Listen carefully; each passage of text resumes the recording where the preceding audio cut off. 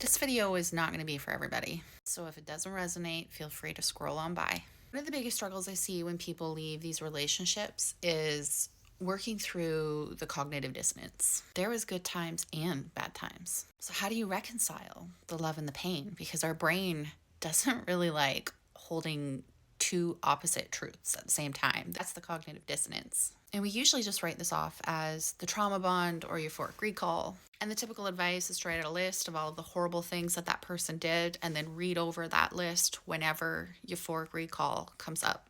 There's nothing wrong with doing this. It gives you a reality check whenever your wounded subconscious tries to take over the narrative. But I also think it does a little bit of a disservice to the entirety of your human experience because you did have love for them. So to reject that part, it's like you're rejecting a part of yourself. I think that when we're healing, we need to learn to be comfortable with the discomfort. We need to learn how to hold space for both the good and the bad, the love and the pain.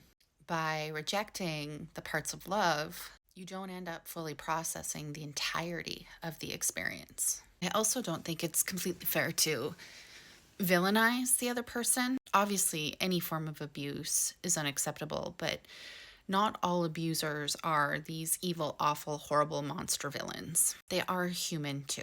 And to dehumanize them so that you can feel better, I think, again, it cuts off half of the experience and doesn't allow you to fully process and integrate the lessons. So if this experience resonates with you, and like I said, it's not going to resonate with everybody, and that's totally okay. I've created a resource, a workbook that is designed to help you learn how to hold space for both the love and the pain so that you can fully process and release the entire experience. I'm calling this heart-centered healing. If you're interested, the workbook is going to come out next week, but I do have a little sneak peek that I am emailing out. You can go to the link tree in my bio and I will email it to you. I think it's important, as I said, for our healing to be able to learn how to hold space for both, because life isn't black and white and the human experience is gray, and getting comfortable with the uncomfortable